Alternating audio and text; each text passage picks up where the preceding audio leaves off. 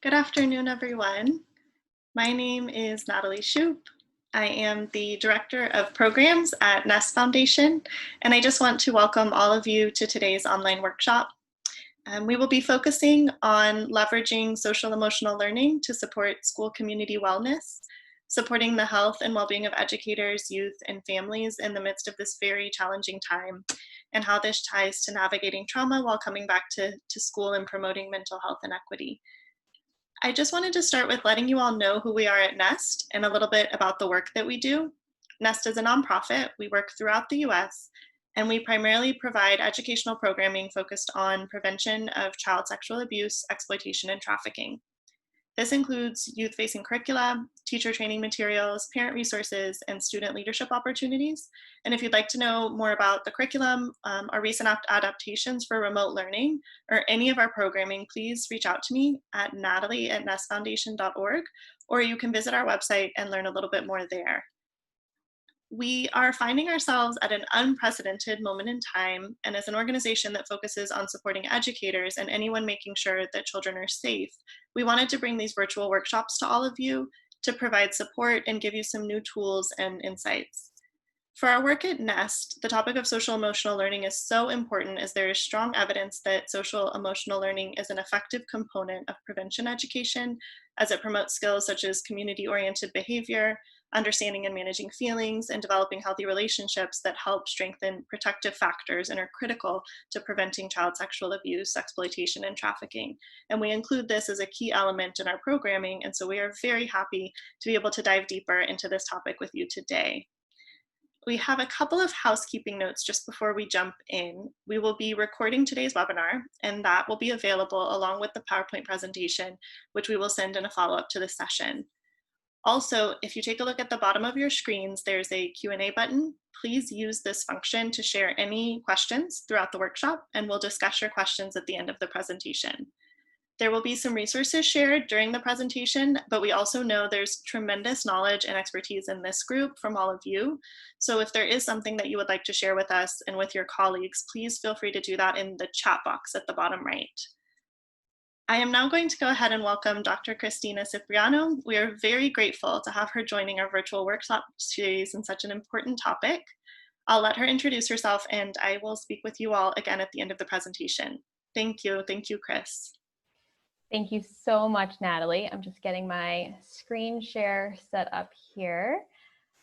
So I think, there we go. That should be good to go. Alrighty, so thank you very much. It really is a pleasure to be here today and to have this conversation with you all at the Nest Foundation. So I'm very grateful for the opportunity to shine a light on the importance of SEL and how we can leverage SEL to support our whole school community to be well during and after this tremendous time that we're going through. Just by way of introduction, so my name is Chris. I am an applied developmental and educational psychologist. I'm an assistant professor at the Child Studies Center at the Yale School of Medicine. I also direct the research at the Center for Emotional Intelligence.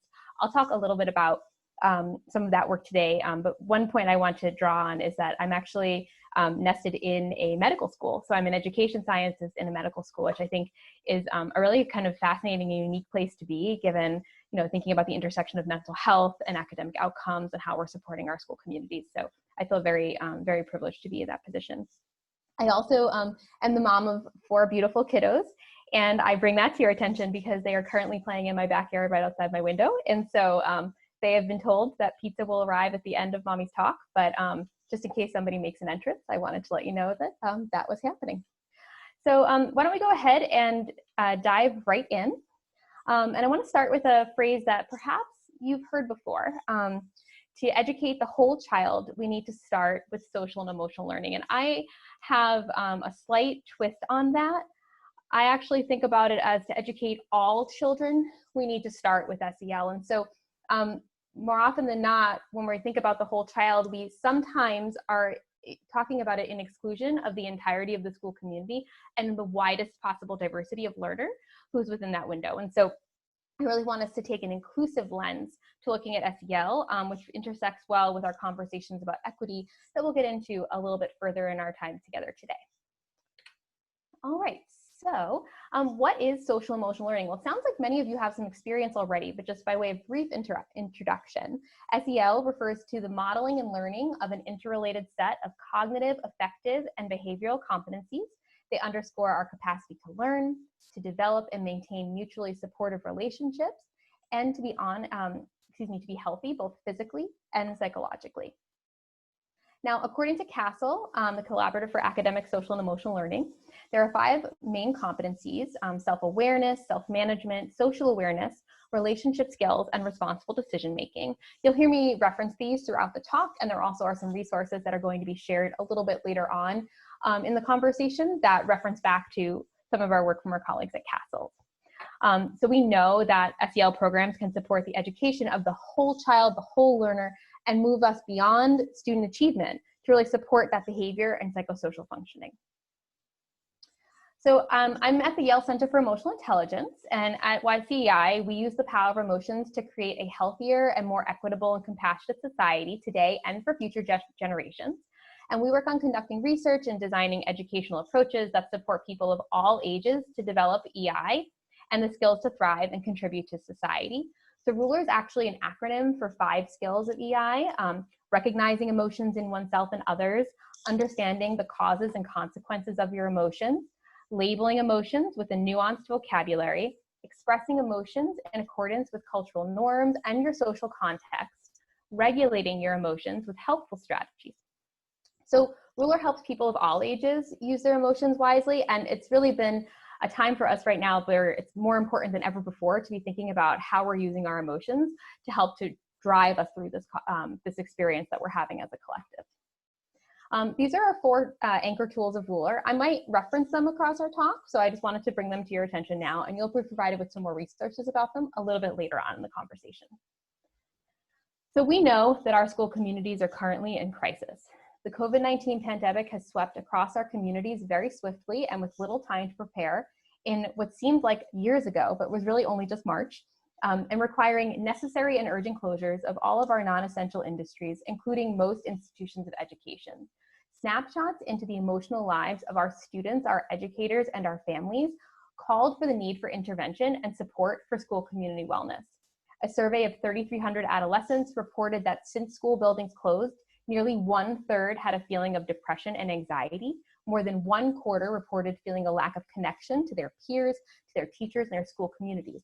And just 2 weeks into the pandemic, more than 5,000 teachers reported on a survey that we put out that they were feeling anxious and fearful, worried, overwhelmed, and sad, with anxiety by far being the most frequent emotion experienced. Relatedly, a survey of over 1,000 urban leaders later on in April revealed strikingly similar findings. And not surprisingly for all of the parents in the room, we know that parents and caregivers are under tremendous stress and elevated stress responses as we've moved through the pandemic. A longitudinal study of families with young children reported that a 67% increase in the number of parents who report feeling anxious or depressed all day, and an increase of up to 50% in their child's externalizing behaviors across March until June. Reasons that students and educators and families have given for their stress-related feelings have fallen largely into 2 domains. The first is health-related, including a general fear that they or someone in their family could contract COVID or have their physical health be jeopardized. Now, the second was the anxiety related to the management of the day-to-day, including the managing of their own emotions and their family's needs while simultaneously working full-time from home, adapting to new technologies, and teaching and learning. Leaders shared this additional stress of knowing the gravity of the decisions that they're making and the impact that these decisions have on their extended school community. Students additionally reported anxieties about their concerns of what's going to happen for the future of their education, their college, or their career plans. There is a tremendous burden to succeed weighing heavily on the minds and hearts of our educators, their students, and parents right now. It really is a daunting reality. We have high stakes decision making happening, evolving requirements for remote learning, distance learning, hybrid learning, right? Simultaneously, we're supporting all of our students, all of our families. We're managing waves of loss on a scale that is frankly unimaginable, all while under this, I like to think of it as like a veil of ambiguity about what is in store for us in the future as we move through the next days, weeks, and months. The worst thing that we can do for our school communities right now is deprioritize social emotional learning. It is next to impossible to expect that teaching and learning and family functioning for that matter can occur in a crisis without our positive attention to our emotions. So we know that chronic stress impedes executive function and memory through the prolonged release of stress hormones like cortisol. So if stress is not managed effectively, it can undermine our ability to be effective learners, teachers, parents, and can result in burnout. Further, we know that all of our relationships really look and feel quite different these days. And so whether it's distance education, social distancing, masks, and teachers, they're more reliant on parents than ever before as partners in instruction. Students and teachers are interacting in very novel digital environments. And families, well, we're spending a lot more time together than we ever did before. Dysregulated emotions can inhibit healthy relationships between teachers and their students, among teachers and students, and their parents, between members of your family. If we don't manage these emotions effectively, we will not be able to teach, to learn, or to parent. And lastly, we know that when we're overwhelmed, it's really difficult to make good decisions, and living through a pandemic requires a very healthy mental flexibility that is best accessed when we're experiencing a more positive emotional state. The ability to regulate unpleasant emotions as well as to experience more pleasant emotions have demonstrated health benefits across our lifespan, including the fostering of greater resilience during and after a traumatic event. So let's transition a little bit to think about how we're seeing social emotional learning working currently in the experiences of educators and school communities across the country. And I like to refer to them as bright spots. So some summarized examples, ways that you can access SEL strategies to promote school community wellness. So first one is checking in on how we're feeling. So a very commonly adapted strategy is checking in with students and asking them to self-reflect on how they're feeling, during the pandemic, during these experiences. Why do we do this? Well, reflecting on emotions supports the development of a range of social emotional skills. It helps to build deep interpersonal connection and can provide relief from stress and making space for improved wellness and engagement in learning. So how do you do it? Well, you can use tools designed to help students understand the full range of pleasant and unpleasant emotions. They first identify their feelings and their possible causes, and then explore strategies to support them in managing those feelings effectively. And I have one such example here, which is our mood meter that we use at the YCEI, of having students to reflect on if their feelings are more positive or more negative and their level of energy to plot themselves on the mood meter. And I have some resource links that are embedded here in the slides that you'll get after the talk today that direct you to how to go about doing that for your own self, through the app, for your family, or for your classroom. So teachers can reconfigure their instruction to use live synchronous video for class-wide check-ins and discussions about their feelings. We can support our students in identifying emotions by explicitly teaching feeling words. So helping students understand the difference between related emotions like anxiety and stress, or anger and disappointment. And accurately labeling emotions is a pathway to healthy emotion regulation. So supporting students in managing their emotions using helpful strategies like positive self-talk and practicing gratitude. So, and we recall the goal is to help students discover that strategies work best for them based on their personality, their needs, their culture. So this process works best, our research has found, when teachers and adults first check in on how they themselves are feeling so they can be the best possible role model for students and children. And these skills likewise can be taught to families to support building emotion skills together with their children. So it's important for us to check in on how we're feeling and to make sure that we're not just having other people check in and reflecting on what they're reporting, but also checking in with ourselves and how we're feeling in a given time, and acknowledging that what we bring into our classrooms, into our socially distanced classrooms, into our virtual classrooms, into our home lives, needs to be an authentic expression of our emotions.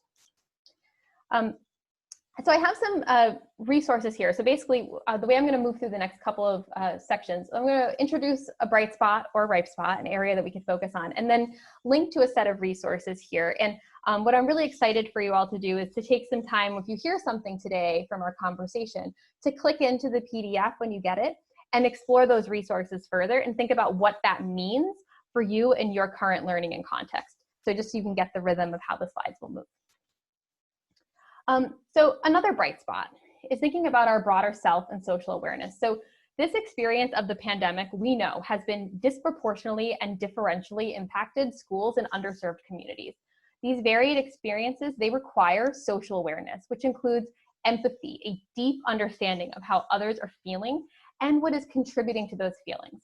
It also includes the ability to understand others' perspectives, especially people from different cultures and backgrounds than yourself. What our country is currently experiencing, it's compounding trauma in the form of racially motivated murders, police brutality within the context of a global pandemic that is disproportionately impacting those who have historically been marginalized. These impacts are realized through institutional policies and practices and cultural beliefs and values that assert inferiority of certain people on the basis of race, gender, sexuality, disability, and other labeled traits. In essence, it is an illusionary reaction to another person's humanity. So as a society, we're coming to grips with our individual and collective role in perpetuating the structural and historical drivers of inequity and systematic oppression that has been maintained through systematic discrimination. It is the responsibility of the majority to do this work. So how can we heal and create sustainable change towards eradicating systematic inequities while controlling the spread of COVID-19? Now, many educators unconsciously adopt biases and deficit-based thinking embedded in our systems. So we must begin by interrogating our position and building self and social awareness in the forms of racism and ableism, and thinking about how they might be linked to whiteness, to privilege, to dehumanizing perceptions of others. We must reflect on how our identities shape our teaching, our relationships, and our practice. So what can you do? Well, you can educate yourself about how discrimination and biases and racism shape your life. You can analyze policies and practices in your schools, examine who has the power, and consider why is that the case.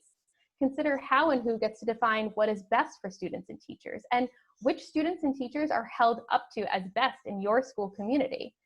Actively listen and understand and honor all of the feelings of your school community members.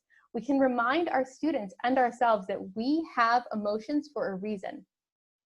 It may be difficult to see each other in pain, and we must be aware that sometimes we, the adults, are generating that pain.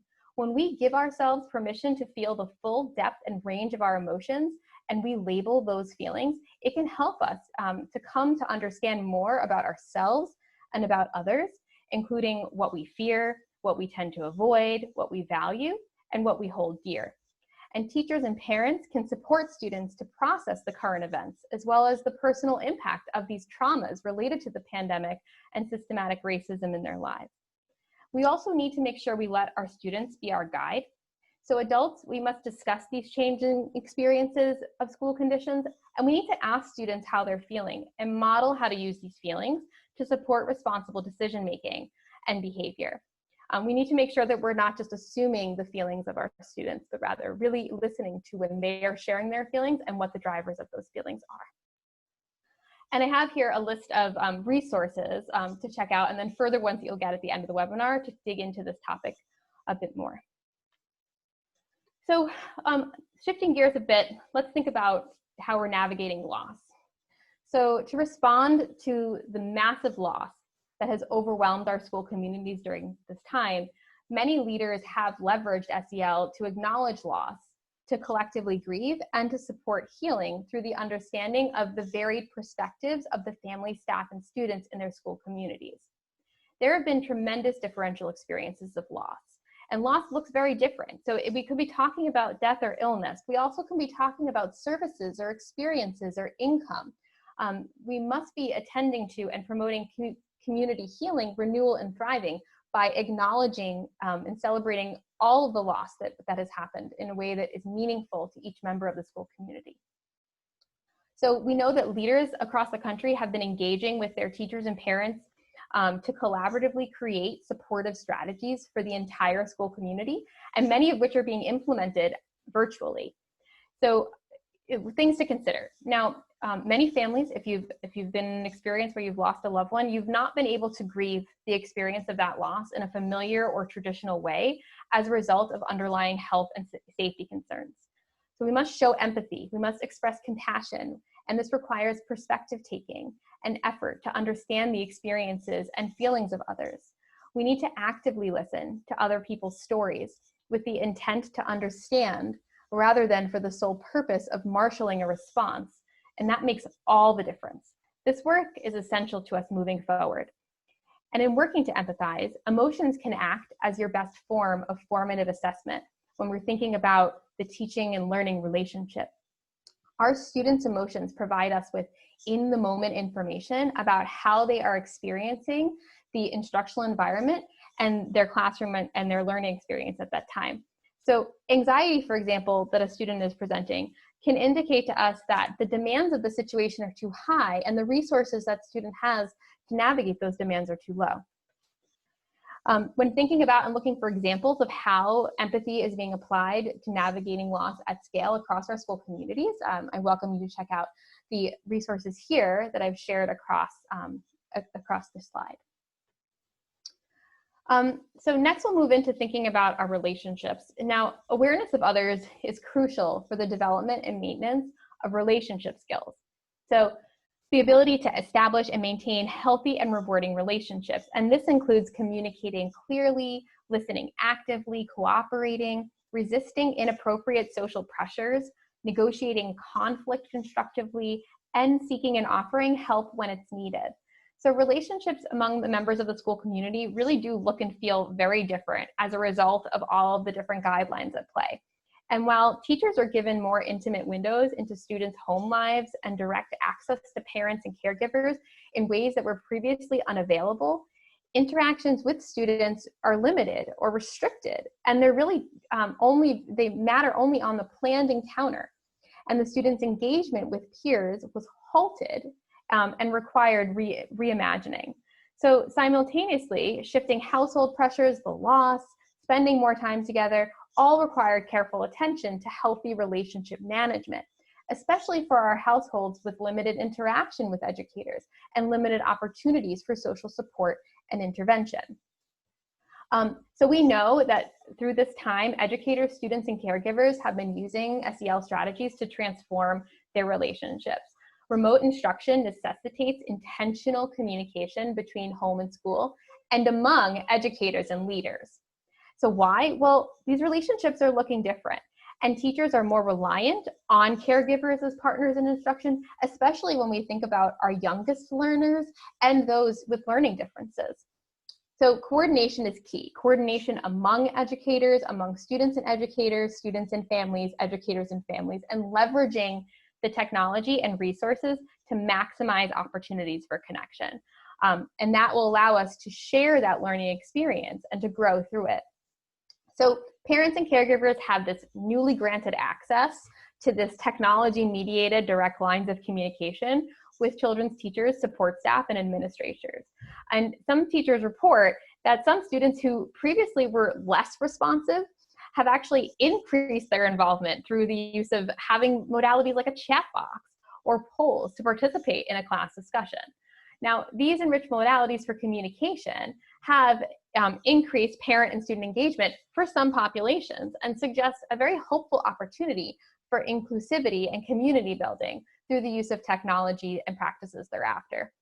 So I have a whole list of some resources here, again, some other ways to check out and think about how you can transform those relationships. And I know that there were some questions that have come in, so we could talk more about some of this kind of in a few minutes.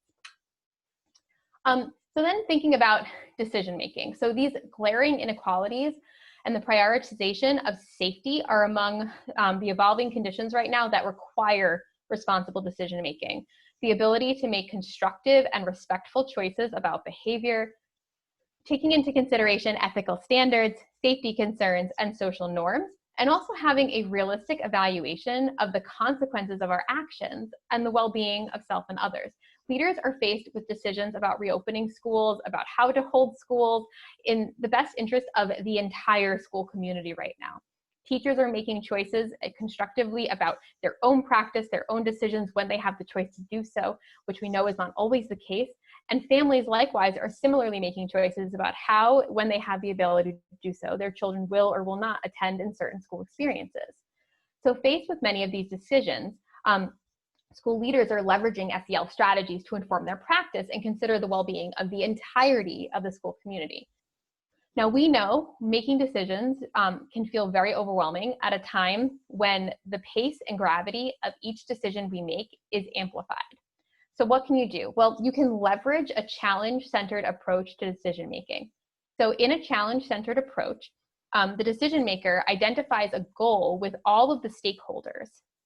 And in identifying the goal with the stakeholders, they're able to empathize better and to define the barriers to that goal, develop solutions, and implement solutions in the best interest of the school community.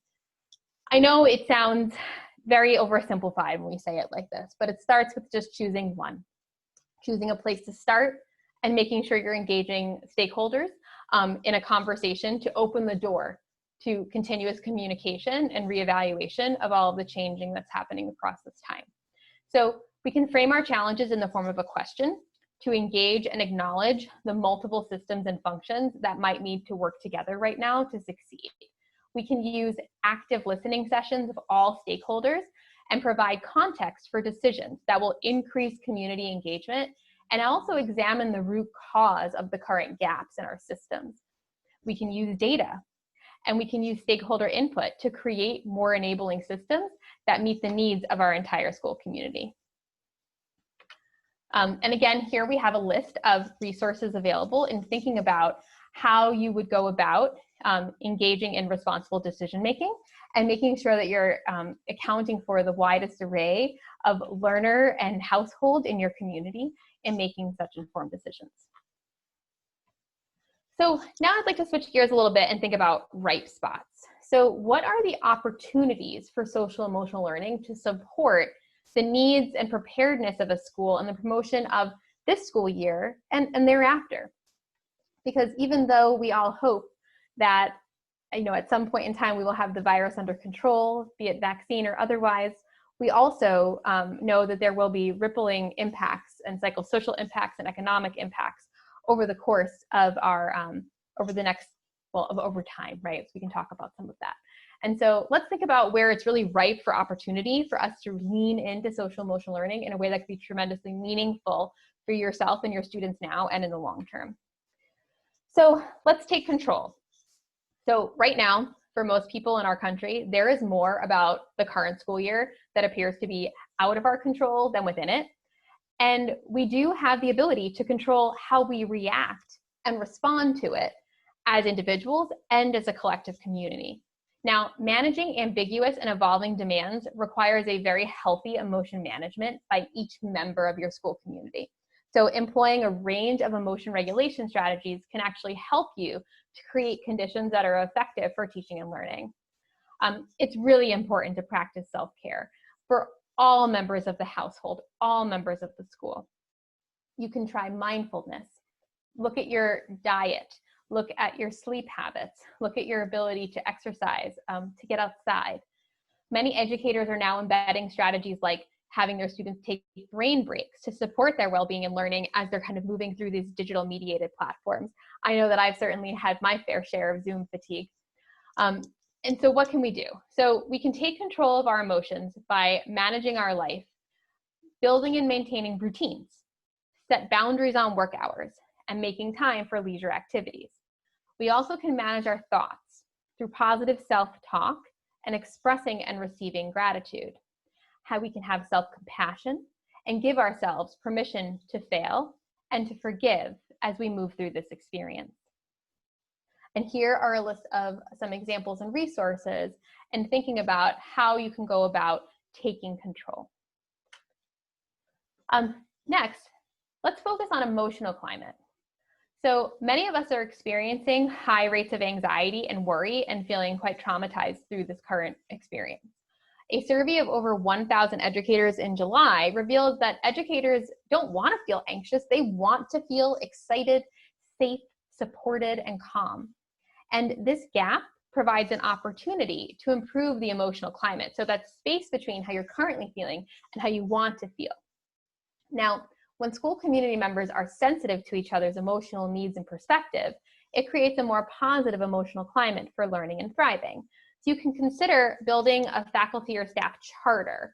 And so that's something that we do at the YCEI. It's one of the anchor tools that I was showing at the beginning, where we focus in on how you want to feel as a community, and then what can you do, what do you commit to each other to do, what behaviors will you enact in order to feel that way. And actually, I will share that when the pandemic began and kind of came into my region of the world and my children were home, on that first day of the home school, not really sure what to do with it, we're all in the house together, we created a family charter. And so it was March 16th for us, and we created a family charter, and we said, you know, how do we want to feel in this homeschool setup? And what are we going to do to in order to help each other feel that way? How are we going to behave? And we kept that particular charter up the entirety of our homeschool experience. And then we created a different one, specifically with our oldest son has special needs. As we were working with his complex care team and navigating the virtual remote environment and service provision and the wealth of emails and decisions and all of that good stuff, we created one as well with them to say, how do we want to feel working together as we move through this experience, and how, what are we going to do? What are our expectations of each other to be able to make sure we can feel that way in terms of, you know, expectations of responding to emails and follow up, or being present and attending virtual learning sessions. So when we teach it at the YCEI, we teach it with the whole school community, starting with our faculty or our families first. And we also think about that once the faculty have come on board, how we want to feel as teachers, we want to feel as educators. We can then build those with our classrooms, how we want to feel as a 9th grade, or how we want to feel as Mrs. A's 9th grade class. You can really think about it at each level. What I love about focusing on emotional climate is that emotional climate transcends proximity. So it's not like marred to the walls of your classroom if you're in your classroom right now, or the fence of the yard that you're teaching in, right? It transcends that. And so putting it down, putting your feelings down, and how you and your learners and your peers and your colleagues and your spouses want to feel when you're together is a tremendous step in the right direction to being able to be socially aware and manage those emotions effectively, and creating an environment where you all can thrive. So we've included, there's actually a whole webinar that we did during the pandemic specific to kind of building a charter during this time and some considerations to take that's available here, along with a number of other resources from other tremendous partners in thinking about ways in which you can build positive emotional climates during the pandemic. And the last thing I'll say about this is I want to just really dig in on the fact that it is a living document. So we're all moving through an increasingly changing time in our lives and our collective experiences and how we're experiencing them as an individual and group. And so we need to continuously revisit that charter on how we're feeling, how we want to be feeling, and what types of behaviors and actions we need to commit to each other in order to get there. So I welcome you to lean in there as a resource. And now let's focus in and thinking about how SEL can help us to promote equity.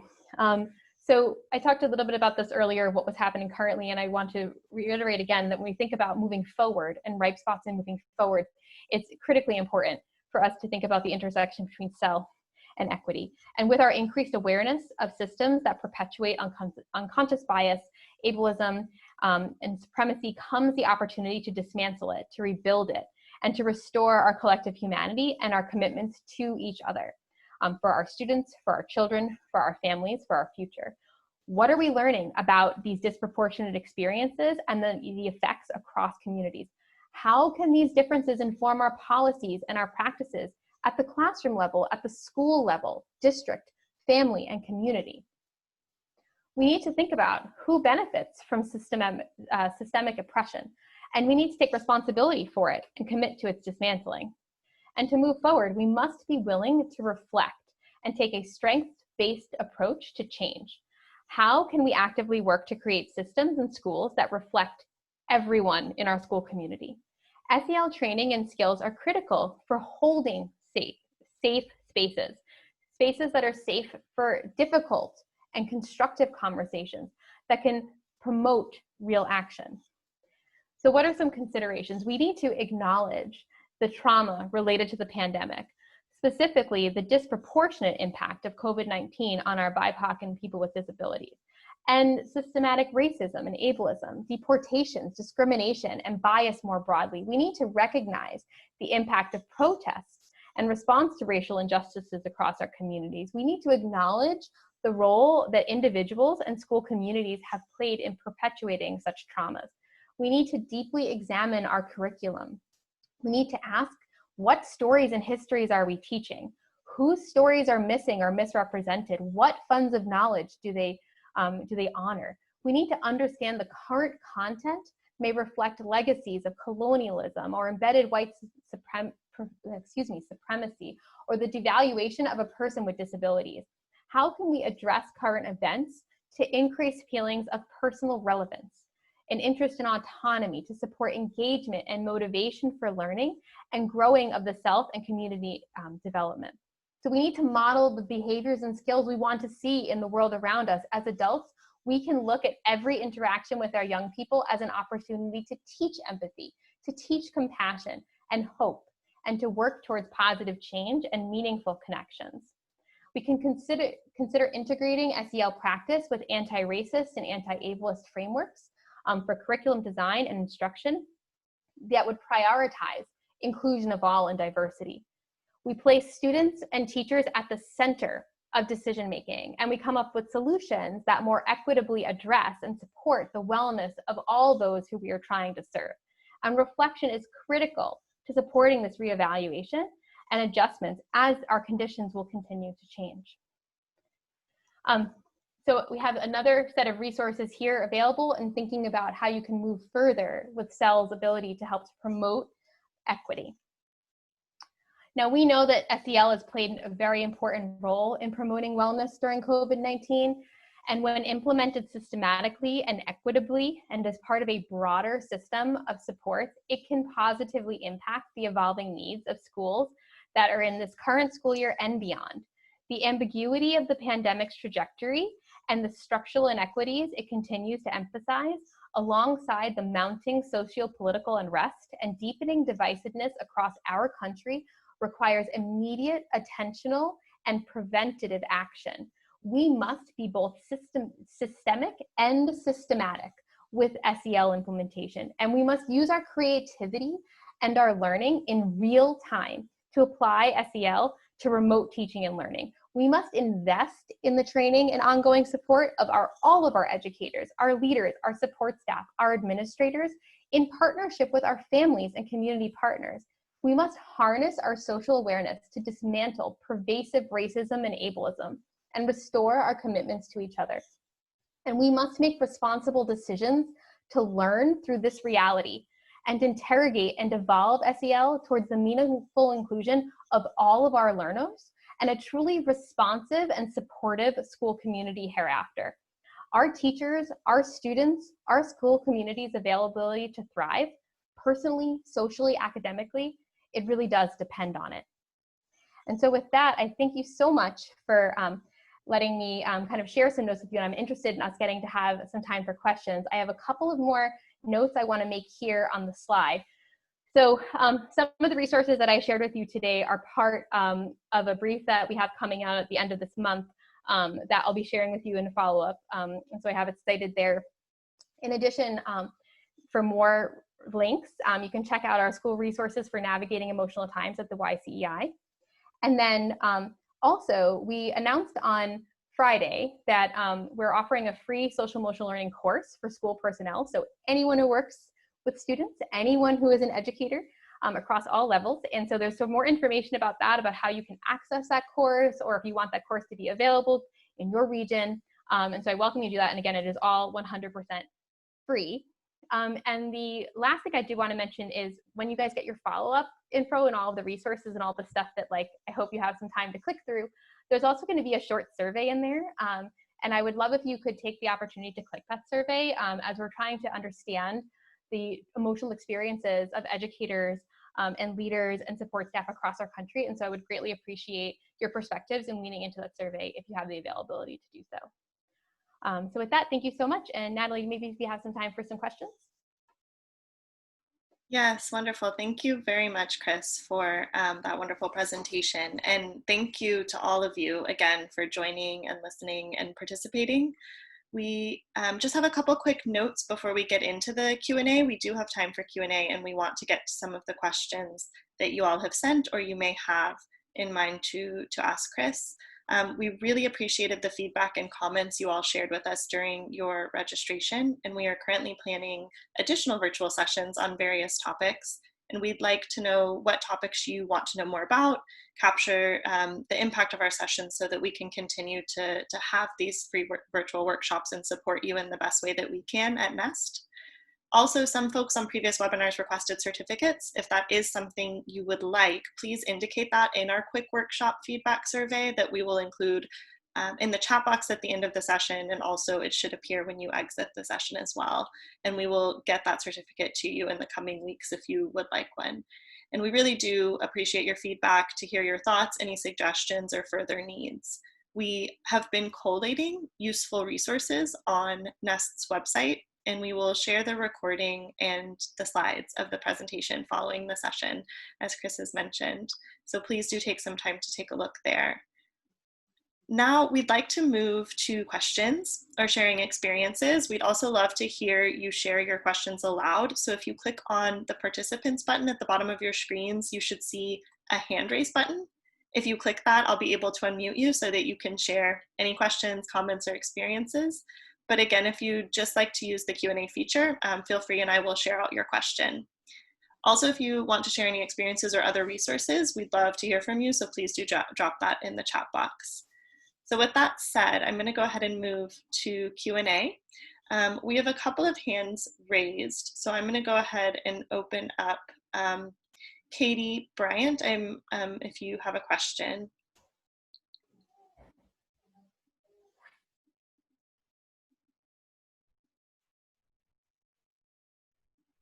Not sure if that was a hand raised for a question or maybe it was something earlier on.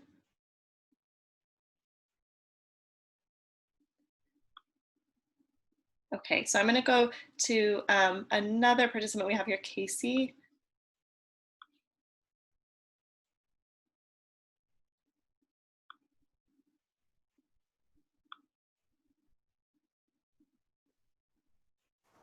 So it does sound on my end like it's clicking, like maybe it's trying to pick up the audio for some reason, but perhaps it might not be set up that way. I'm not sure if folks have also put questions in the Q&A or whatnot. I can't really see that part, but definitely like maybe you can go to those if they want to drop it in there if it's not working. Like exactly. That's perfect. Okay, so if y'all would like to, if you did have a question and you'd like to drop that into the chat, please do, but we'll go to some of the Q&A questions that we had come in. One of the questions that came in from a few different people in the registration as well as here was around teaching SEL and supporting emotional health virtually in particular. I know you definitely touched on some of that, but if there's further tips or resources or things to have in mind with a difference in teaching this or supporting emotional health virtually. Yeah, so I mean, there are a tremendous amount of free and publicly available resources now available across the SEL landscape, and so I'm sending you some links to some, and there are many others through our partner organizations at Castle and Transforming Education, and so that you can click on to get like actual content that's been built out specifically for remote instruction. I will like dig in on that's something you can do to start off your school year and to set the tone for your classroom and for your routine, your experiences with your students, is building in that routine of that check-in.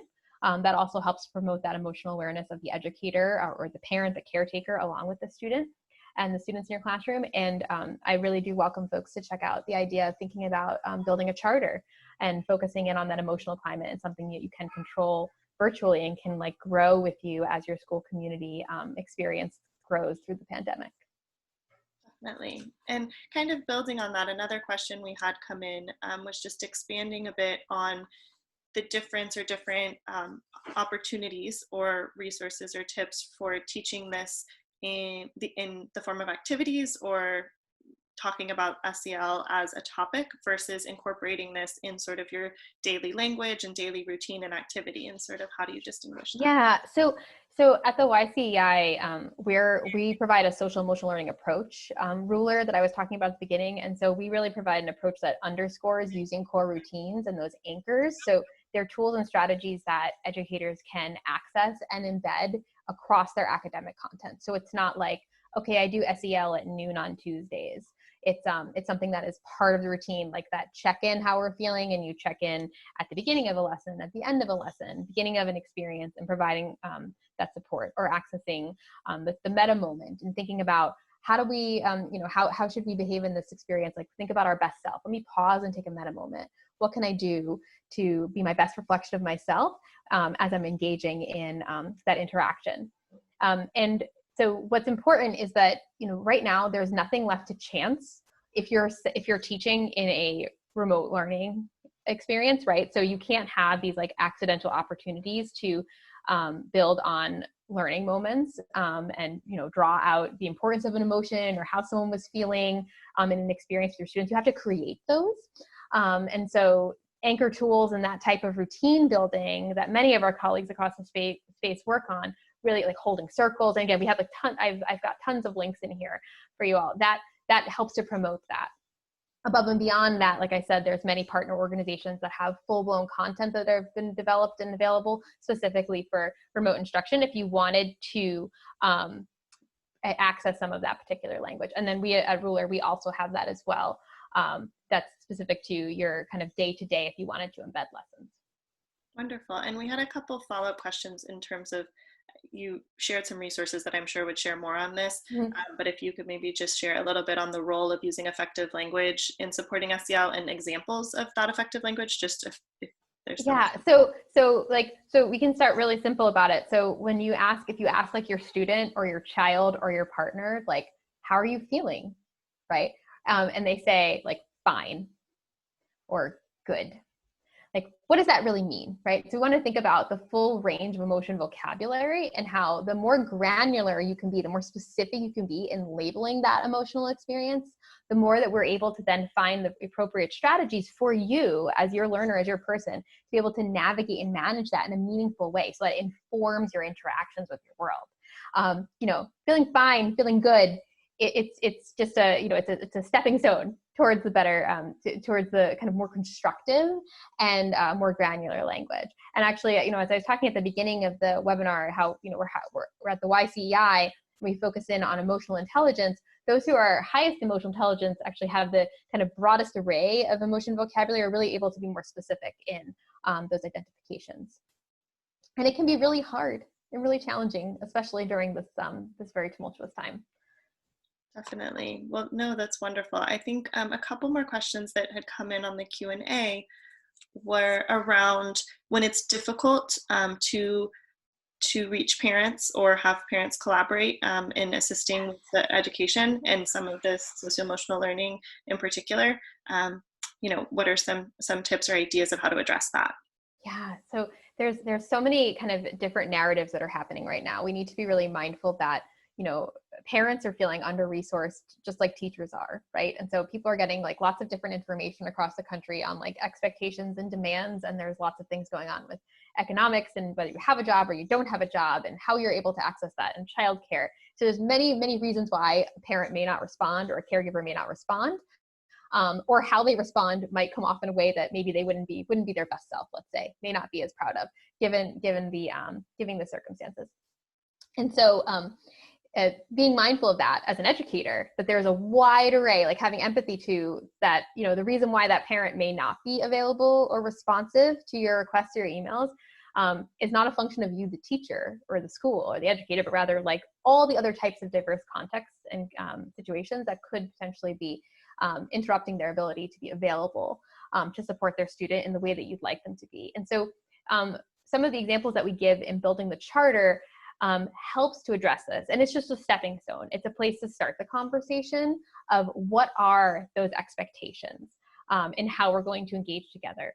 And you as the educator, you have the ability to really open up that conversation and set the tone for that, especially as you're starting off with a new classroom for many folks, or within a new group of parents and caregivers, a new group of students, so that it's not set up in a way that is inaccessible for them. And I also think about how, so I have four kiddos, 3 who are school age. They were in 3 different schools last year because of their needs. And my partner and I, we both have careers, and we were the worst parents getting back to any teacher all the time. It really was very hard. Some days were very difficult to get back to anybody for our work and for our children's teachers. And so being sensitive to that and sensitive to the wide array of reasons why folks may not be available. Yeah, definitely. Thank you. I think so. A couple more questions that are here. Um, do you have examples of how teachers or schools are using or embedding these strategies and practices with each other in meetings or plannings outside of the classroom? I know you talked a little bit, of course, about the charter, maybe other examples as well.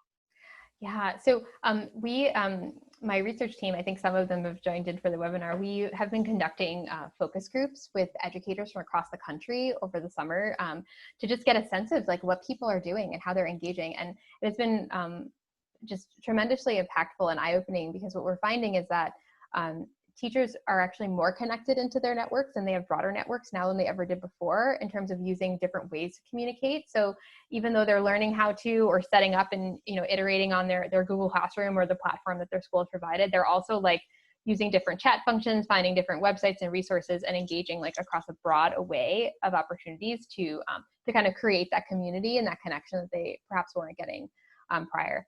I do highlight in some of the resources that you're receiving a couple of other programs and other schools who are doing like some tremendous learning. And I will just call out something that I don't think is in one of the particular slides, but it's kind of embedded down. If you go into a link, you'll get into another link, is the Educating All Learners Alliance, ELA.